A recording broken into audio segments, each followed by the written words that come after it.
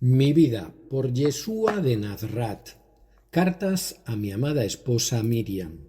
Autora María Medina. Voz Salvador Corazón. Capítulo 56. Mi estrecha relación con el Padre.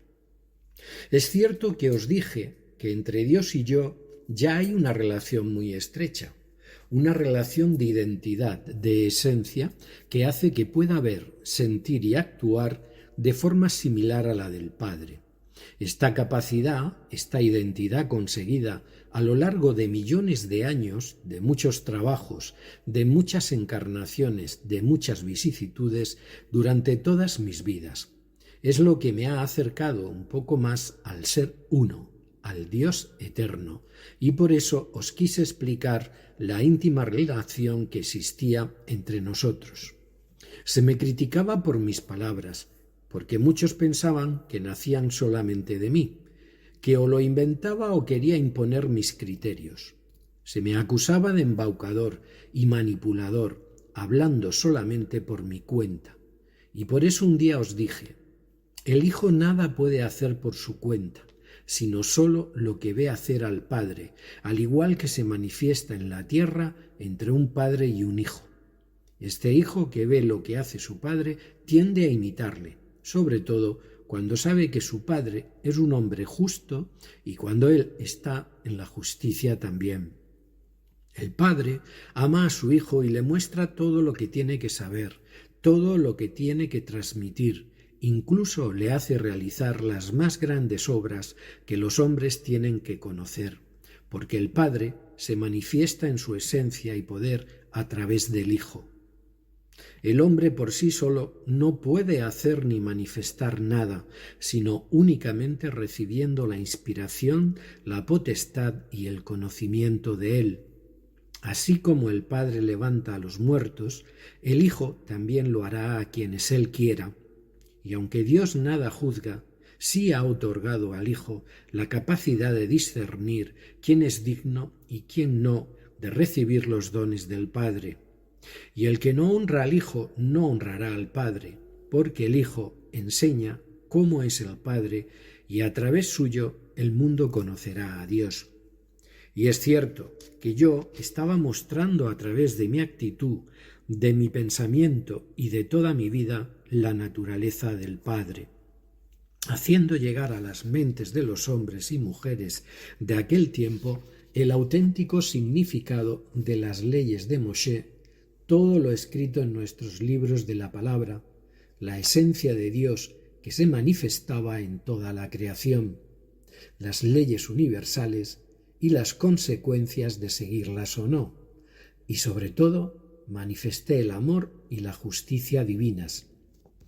Y también es cierto que os dije que quienes no escucharan mis palabras, quienes no creyeran en mí, difícilmente podrían alcanzar el conocimiento universal, del que yo había sido encargado de transmitir, enseñar y declarar.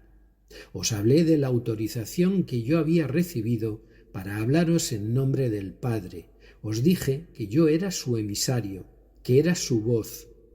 Os hablé de que en algunos momentos Él podía concederme algo de autonomía, que también procedía de mi ser, que estaba en consonancia absoluta con el ser de Dios, pero que la gran mayoría de las veces sería a Él a quien yo transmitiera, sería Él quien hablaría a través de mí para despertar las dormidas mentes de los hombres.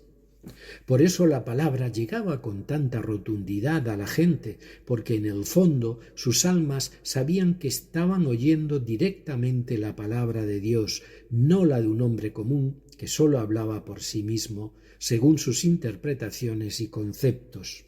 Es cierto que tuve un pequeño margen de decisiones y mi trabajo no se desarrolló siempre con rigidez, sino que pude ir adaptándome muchas veces a los acontecimientos y a las demandas o a la respuesta que sentía por parte de los hombres o a la necesidad de actuar de una forma o de otra. Y por este motivo iba haciendo el camino día a día, momento a momento, sin programar nada, sin rigideces, porque mi alma estaba tan estrechamente unida a la del Padre que todo lo que yo tuve la capacidad de decidir estaba absolutamente en consonancia con su voluntad. Así, por ejemplo, si yo un día veía que en algún lugar la gente tenía necesidad de una clase de explicación, les daba esto. Si veía que tenían necesidad solamente de recibir sanaciones, también me dedicaba a ello principalmente. Si sentía que no debíamos dirigirnos a un pueblo determinado, emprendíamos el camino hacia otro lugar. Si percibía hostilidad, callaba, y si percibía acogida, abría más las puertas del conocimiento.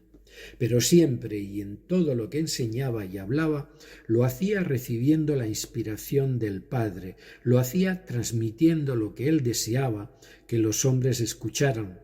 Muchos lo veían, muchos otros no. Cuando hablé de que los muertos me escucharían, me refería a los muertos en la conciencia, a los que no vivían en la luz y en la verdad.